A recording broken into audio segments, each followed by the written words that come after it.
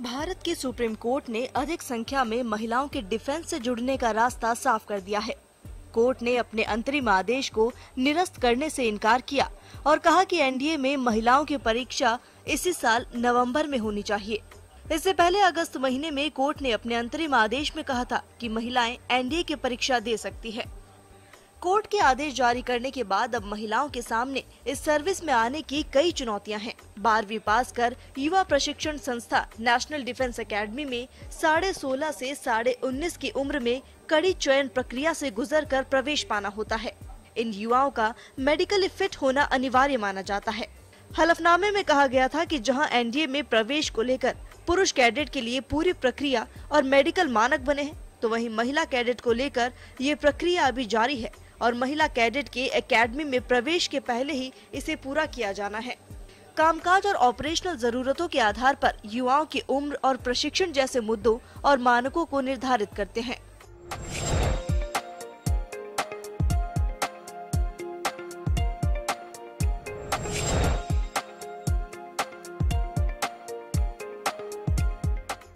हलफनामे में ये भी कहा गया कि किस क्षेत्र में और किस अनुपात में महिलाओं को लिया जाए, ये अभी भी देखा जाना है।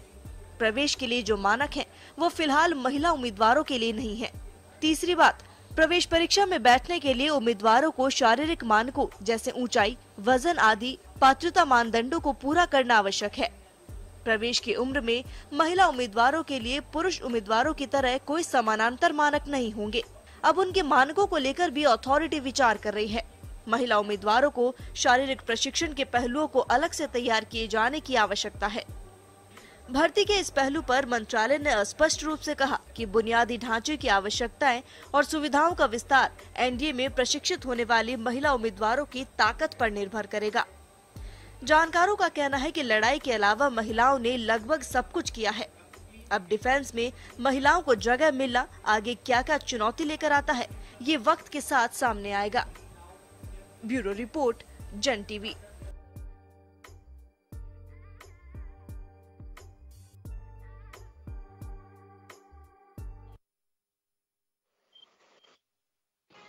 नमस्कार, स्वागत है आपका इस नारी प्रोग्राम में। और हर हफ्ते की तरह आज हम आपके सामने लेकर आए हैं महिलाओं से जुड़ा एक ऐसा मुद्दा।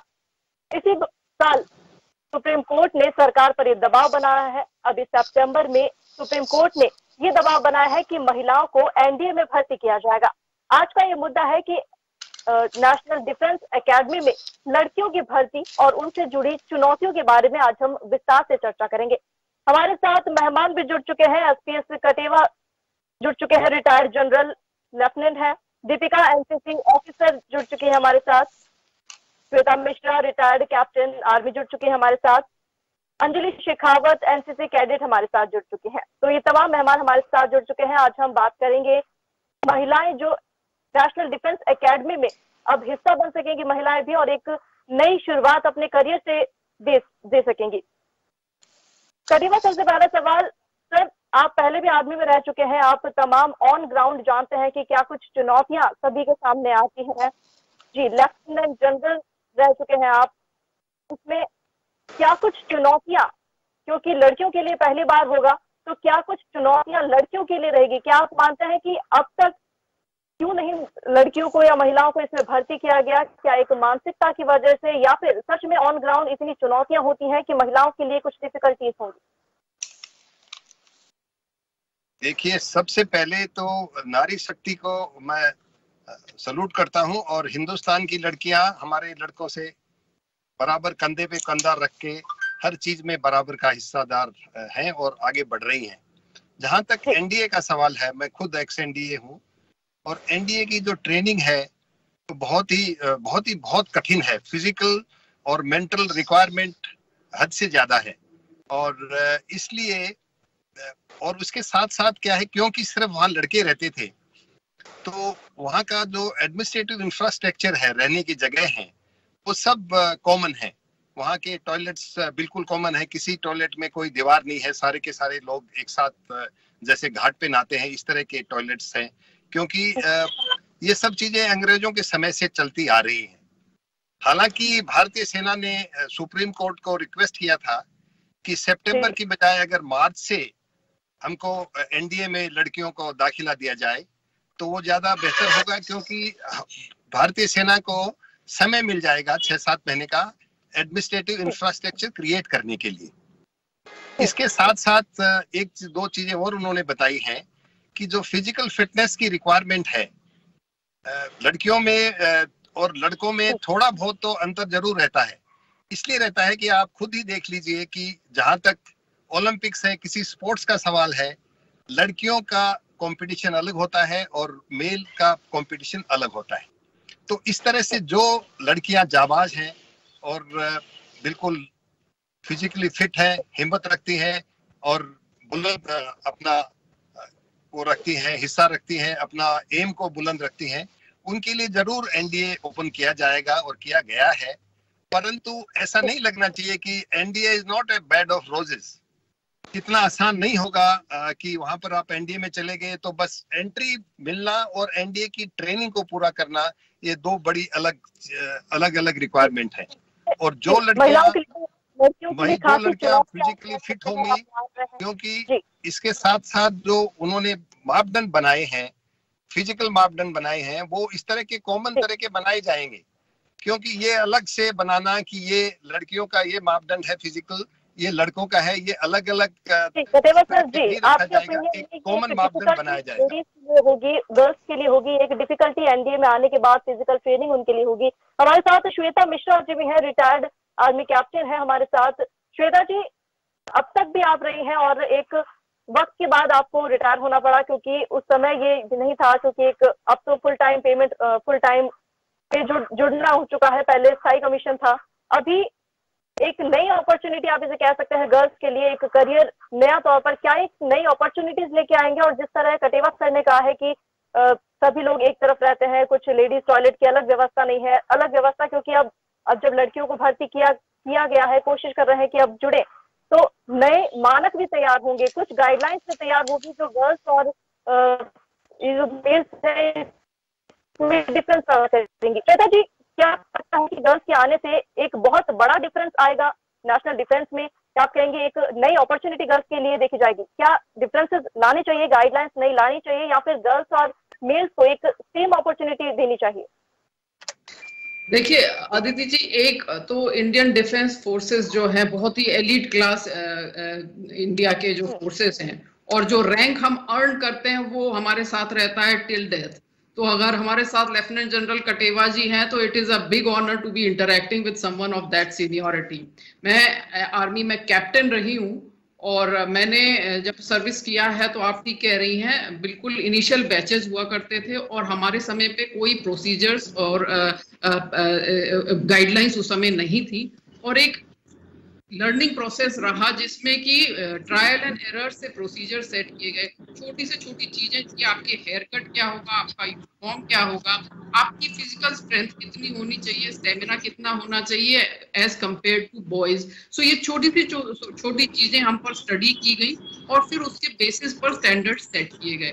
हमने जब एंटर किया था इंडियन आर्मी में, हमने officers training academy Chennai join किया था, और जो बैचेस हमारे हुआ करते थे उसको कहते थे women special entry schemes.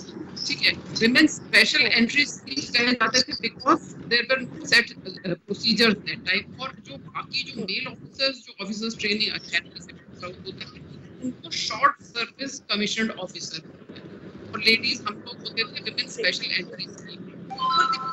Time standards ठीक हुए, सेट हुए, जिसको ट्रायल एंड एरर मेथड्स कहते हैं, जिसको इंक्रीमेंटल इंप्रूवमेंट कहते हैं, उस तरह से मेथड सेट हुए। और अब विमेन कैंडिडेट्स जो होती हैं, लेडी कैडेट्स जो होती हैं, वो पास आउट होती हैं, और मेल कैडेट्स जो पास आउट होते हैं वो दोनों ही शॉर्ट सर्विस कमीशन्ड ऑफिसर कहलाते हैं। सेम मेरिट बनती है, सेम रैंकिंग्स होते हैं, उनको जो कमीशन के नंबर दिए जाते हैं, सीनियरिटी दी जाती है, वो आइडेंटिकल वन लिस्ट बनती है। अब क्या मेजर चेंज आएगा?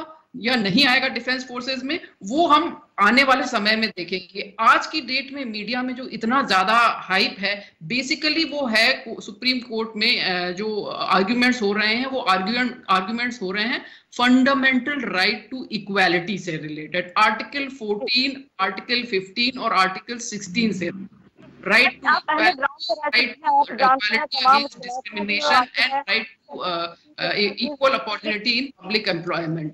तो इन तीन राइट्स से रिलेटेड आर्ग्यूमेंट्स हैं जो सुप्रीम कोर्ट में है, जिसके चलते हमको अब एनडीए में, गर्ल्स को अब एनडीए में एग्जाम देने की अपॉर्चुनिटी सुप्रीम कोर्ट ने कहा है कि दी जाए। And general Kateva was right that army had asked for time, और जिसके लिए मुझे भी लगा था कि ठीक है, टाइम मिलना चाहिए था ताकि फोर्सेस तैयार हो जाएं लेडी कैडेट्स को लेने के लिए, उनको ट्रेनिंग देने के लिए, इंफ्रास्ट्रक्चर प्रिपेयर करने के लिए। बट सुप्रीम कोर्ट को लगा कि नहीं, अभी नवंबर में जो एग्जाम हो रहा है उसमें ही लेडी कैडेट्स को ज्वाइन करना चाहिए, and that is why those applications are now being invited. तो जो लड़कियां अब एनडीए 12th के पास 10+2 के बाद ज्वाइन करना चाहते हैं, उनको यूपीएससी ऑनलाइन में जाकर के फॉर्म भरने पड़ेंगे, और आई थिंक डेट 8 अक्टूबर तक था, वो डेट भी निकल गया है। सो जो लड़कियां हैं उन्होंने फॉर्म भर दिए हैं and they are now preparing for exams जो नवंबर में होगा। जी सही है। और है जी एनसीसी ऑफिसर दीपिका जी हमारे साथ है। दीपिका जी, आप एनसीसी में रही हैं, क्योंकि गर्ल्स भी काफी आए हैं और जूनियर्स को आपने देखा होगा किस तरह से गर्ल्स प्रिपेयर करती हैं अपने आप को और कितनी फिजिकल ट्रेनिंग से उन्हें गुजरना होता है, ये सब कुछ आपके सामने होता है। आपने भी पूरे फेज को फेस किया होगा, तो आपको क्या लगता है कि जो फिजिकल प्रेशर कह सकते हैं गर्ल्स पर हो, जो मेंटल प्रेशर गर्ल्स पर हो इस उम्र में, क्योंकि 12th के बाद ये डिफेंस में जाएंगे, तो किस तरह की, क्योंकि बॉडी में चेंजेस भी हैं, हार्मोनल चेंजेस भी हैं, क्या कुछ डिफिकल्टीज उन्हें फेस करना होगा, और क्या इसे आप डिफरेंस मानती हैं कि डिफरेंट फेज रखना चाहिए मेल जो एडमिशंस होते हैं, भर्ती होती है, और फीमेल जो अब जुड़ेंगी, तो क्या डिफरेंस होना चाहिए या सेम एक ही मानक पे सभी को टेस्ट करना चाहिए? गुड इवनिंग, जय हिंद सर, जय हिंद मैम। इसमें मेरा पॉइंट ये कहना है कि since I am NCC incharge, associate NCC officer from Maharani College, तो जब हम नए कैडेट्स का रिक्रूटमेंट करते हैं तो सबसे पहला क्वेश्चन होता है कि why you want to join NCC. तो गर्ल्स कहती हैं कि ma'am we want to join arm forces. तो लगता है कहीं ना कहीं उनको एक मौका मिला होता 12th के बाद, तो शायद काफी कम बच्चे इधर, उनको एक बार एटलीस्ट वो एक चांस के थ्रू गए हुए होते, उनको मलाल नहीं होता कि हमें ये चांस नहीं मिला। तो it's a very good decision. और रही बात ट्रेनिंग पार्ट की कि दे शुड बी डिफरेंट और इक्वल, तो एज पर इन एनसीसी ट्रेनिंग मैं देखती हूँ कि एक बॉयज एंड गर्ल्स इक्वली होता है। देयर इज नो डिस्क्रिमिनेशन कि नहीं ये बॉयज हैं तो इनके लिए ये ट्रेनिंग रखते हैं, हम ये गर्ल्स हैं तो इनके लिए ये ट्रेनिंग रखते हैं। वो वही ड्रिल करते हैं, वो वही सारी फिजिकल एक्टिविटीज करते हैं जो इक्वल रहती है, मतलब उसमें कोई डिस्क्रिमिनेशन नहीं है। सेकेंड थिंग, यदि हम बात करें स्ट्रेस की, तो women are known for good stress manager. जैसे हम पढ़ते हैं they have good qualities of leadership, और इसमें एक स्ट्रेस मैनेजमेंट एक क्वालिटी होती है। तो I think they can handle stress easily. तो ऐसा कुछ मानक अलग अलग, बाकी तो भविष्य में देखेंगे कि अलग अलग होगा या एक साथ होगा। लेकिन जैसे बच्चों का जो एंथुजियास्ट जो देखते हैं, एंथुजियास्टिक बच्चे जो आते हैं, जो एडवेंचरस कैंप्स में यदि हम बात करें, जैसे जो भी एडवेंचरस कैंप्स होते हैं एनसीसी के, चाहे माउंटेनियरिंग की बात करें, चाहे रॉक क्लाइंबिंग बात करें, तो लड़कियां वही फिजिकल टेस्ट पास करती हैं जो बॉयज फिजिकल टेस्ट पास करते हैं। दो it's a very less from the army training, NDA की जो ट्रेनिंग होती है उससे बहुत कम है। लेकिन यदि हम एनसीसी में देखते हैं तो बच्चे पूरा अपना एफर्ट देते हैं और वो करते भी हैं। जी, आप इक्वल मानती हैं कि इक्वल फेस होना चाहिए। कुछ यंगस्टर्स भी हमारे साथ जुड़े हैं जो एनसीसी से जिन्होंने शुरुआत की है, इनसे जानना चाहेंगे।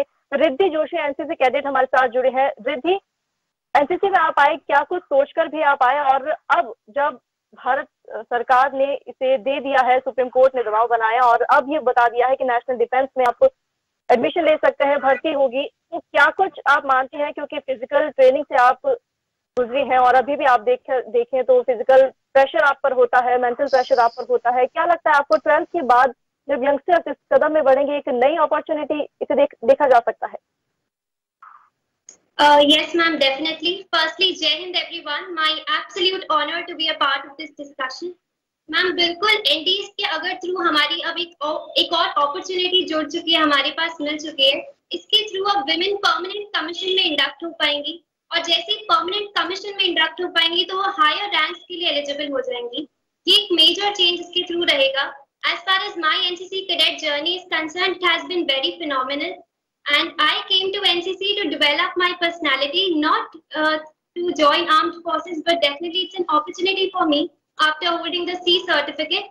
But definitely it enhances your personality a lot. And as far as NDA is concerned, ये एक नई opportunity है। I think women के लिए एक right to equality of opportunity जो है उनका, उसको एक respect दी जा रही है सुप्रीम कोर्ट की तरफ से।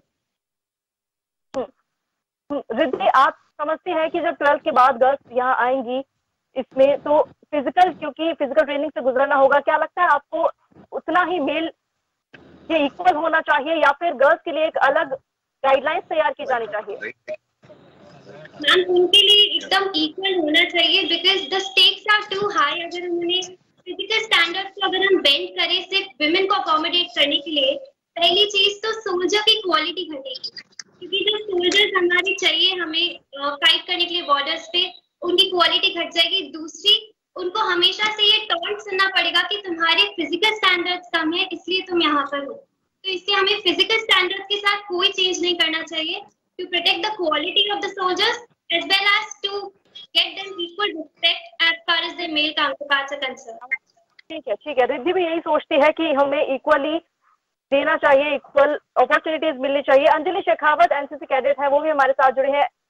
अंजलि, तुम्हारा आपका क्या सोचना है आपका कि किस तरह से जो इक्वल दी गई है मेल डोमिनेटिंग अभी तक जो ये एनडीए था, डिफेंस में था, अब गर्ल्स आ गई है, आपको क्या लगता है कि एक इक्वल अपॉर्चुनिटी आप इसे देख सकती हैं? जय हिंद मैम, जय Hind sir, Jai Hind everyone. First of all I would like to say I am honoured to be here, and बहुत ही बड़ी अपॉर्चुनिटी है ये गर्ल्स के लिए। व्हेन द न्यूज़ केम कि अब से एनडीए में गर्ल्स जाएंगी और एनडीए का एग्जाम गर्ल्स दे पाएंगी, तो एक बहुत ही खुशी की बात थी। मेरे लिए एक दरवाजा और खुल गया अकेडमी ज्वाइन करने के लिए। मेरा ये मानना है कि ट्रेनिंग और लड़कों की ट्रेनिंग, मेल कैडेट्स और लेडी कैडेट्स दोनों की ट्रेनिंग सेम होनी चाहिए। और अब जब हमारे लिए रास्ते खुल गए हैं अकेडमी जाने के लिए, तो वो इतना मेल डोमिनेटिंग नहीं रहेगा, क्योंकि नंबर ऑफ सीट्स भी काफी हाई है गर्ल्स के लिए अकेडमी ज्वाइन करने के लिए, तो वो इतना मेल डोमिनेटिंग नहीं रहेगा। There if we talk about the training, तो ट्रेनिंग एनसीसी में हमें बहुत ही इक्वल कराई जाती है। जो ट्रेनिंग एसडी कैडेट्स की होती है, वही ट्रेनिंग हमारी एसडब्ल्यू कैडेट्स की भी होती है, starting with the PT followed by drill and the evening PT. So we have gone through the training, rigorous training I would say.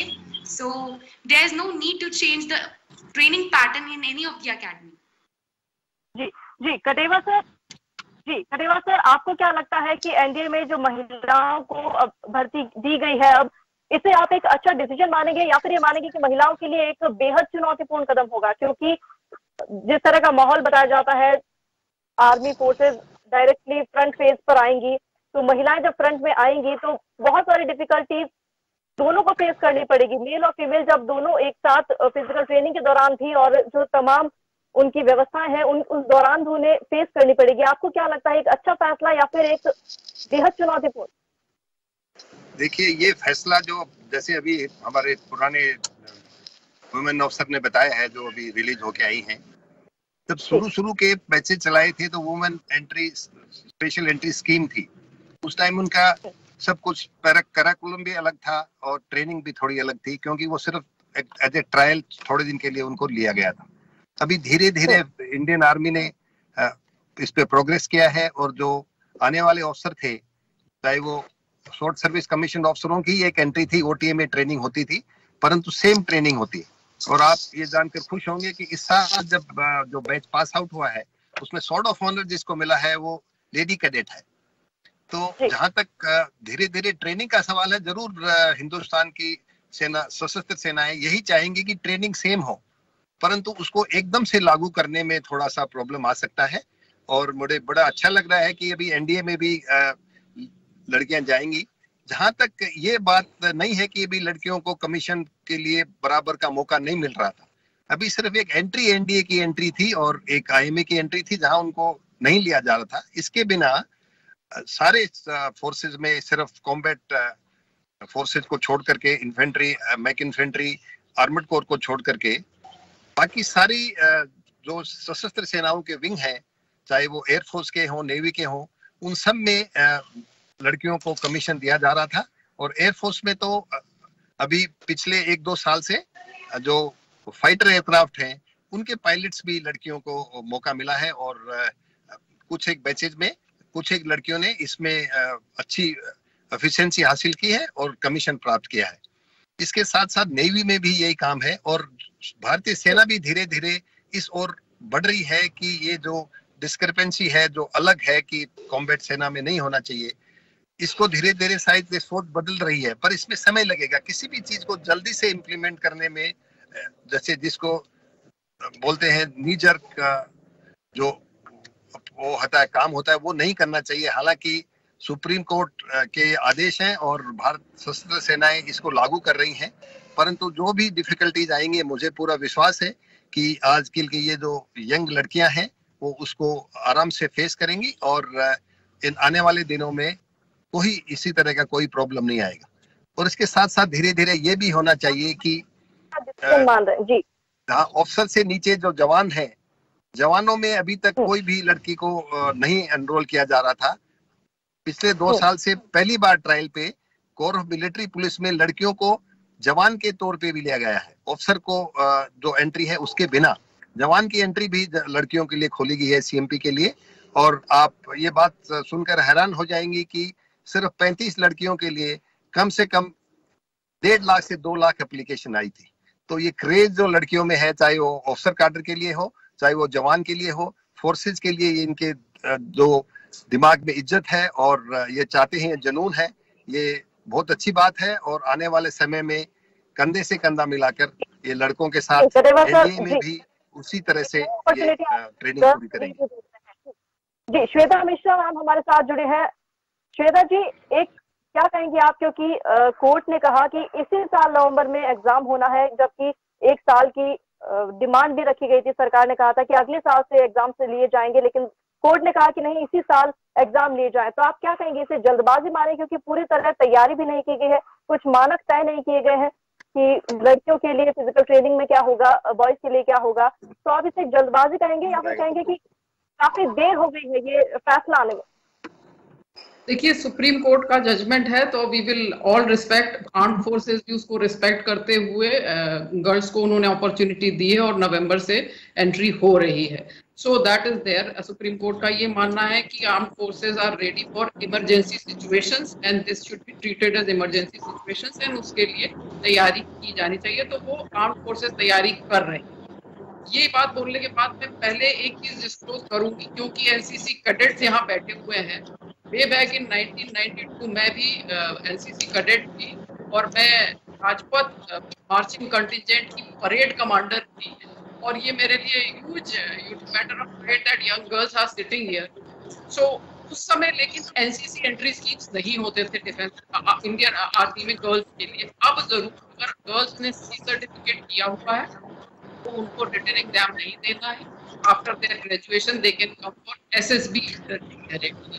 तो वो एक अपॉर्चुनिटी मिल गई है, but it is a matter of right for me to see young girls now in uniform sitting there, because I have commanded the parade way back in 1980s.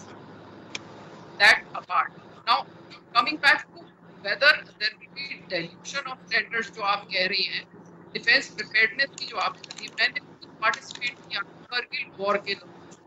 Kargil war के दौरान है कि front soldier है, जो combat soldier है, वो जरूर आगे फायर कर रहे थे, पर फायर करने के लिए एम्यूनिशन जो है उसका सप्लाई बना रहना चाहिए। इसको जिम्मेदारी था, हम इंश्योर कर रहे थे कि जैसे जैसे फायर होते जा रहे हैं हमारी तरफ से सप्लाई, और वो वर्क हमने करगिल के दौरान किया और उस वर्क के लिए हमें एक एप्रिसिएशन भी मिली, being lady officer, right. Defence preparedness of nation remained as it is because of our service together, and there was a lady operation पराक्रम के दौरान जब लिगामेंट पे अटैक हुआ था, बॉर्डर पे इंडिया पाकिस्तान पे अटैक करेगी। उस दौरान मैंने 8 दिन इंडो पाक बॉर्डर पर रह करके एयर डिफेंस रेजिमेंट के साथ रह करके I had risked my life, and अगर वॉर होता तो as a lady officer I would have gone across the border and I would have participated in operation parameter I have so to say that defense preparedness will become at a questionable state is wrong, because army का training इतना जबरदस्त होता है, हमारा mentorship इतना जबरदस्त होता है that whether male or female we are able to deliver us. जी श्वेता मैम रोकना चाहूंगी आपको, क्योंकि एक पॉइंट और जो इम्पोर्टेंट पॉइंट है गर्ल्स से जुड़ा है, क्योंकि हर महीने मेंस्ट्रुअल साइकिल से गुजरना होता है गर्ल्स को। एक पीरियड साइकिल जो है एक महीने में कुछ समय ऐसा होता है कि जो बहुत डिफिकल्टी से निकलना पड़ता है। दीपिका मैम हमारे साथ हैं एनसीसी ऑफिसर, इनसे पूछेंगे मैम, एक फेज जो गर्ल्स का हर मंथ उन्हें फेस करना पड़ता है, इस दौरान अब जब डिफेंस में आ जाएंगे तो क्या छूट मिलनी चाहिए इस दौरान, या फिर इस लेवल पे आने के बाद अब गर्ल्स को इस चीज से ऊपर जाना चाहिए, इस दर्द से ऊपर जाना चाहिए और इससे एंड्योर करना चाहिए, क्या मानेंगे आप? मैम इस पॉइंट को, ये एक बहुत इम्पोर्टेंट पॉइंट है। जब मैंने अपनी ट्रेनिंग करी थी फॉर दी एनसीसी ऑफिसर, मैं ऑफिसर्स ट्रेनिंग एकेडमी ग्वालियर में मैंने 3 महीने की ट्रेनिंग की थी, and when I was going to the academy, मैंने डिसाइड किया था कि I will not take a single sick leave, and in the 3 months seriously मैंने कोई भी सिंगल सिक लीव नहीं ली, और मेरी ट्रेनिंग को मैंने एकदम कंप्लीट किया था अच्छी तरीके से। तो इफ यू डिसाइड कि नहीं मुझे नहीं करना, तो इट्स मतलब जस्ट गेम ऑफ माइंड।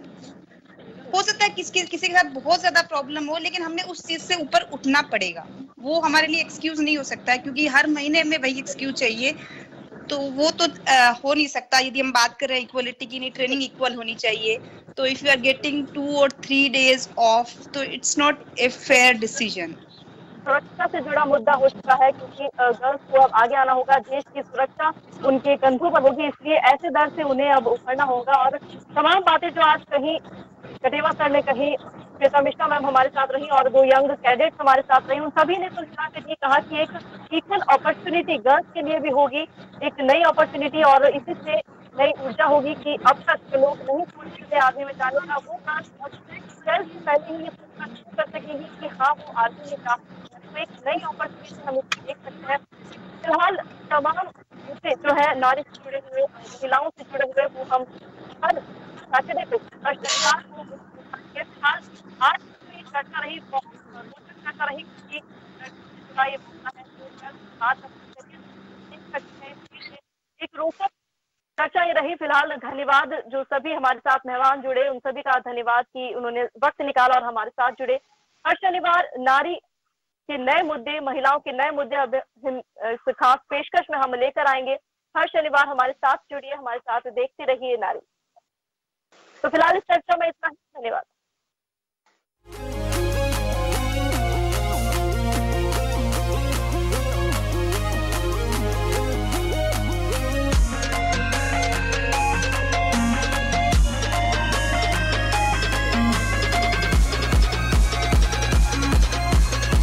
जन टीवी की लेटेस्ट अपडेट पाने के लिए हमारे चैनल को जरूर सब्सक्राइब करें और नोटिफिकेशन पाने के लिए बेल आइकॉन दबाएं।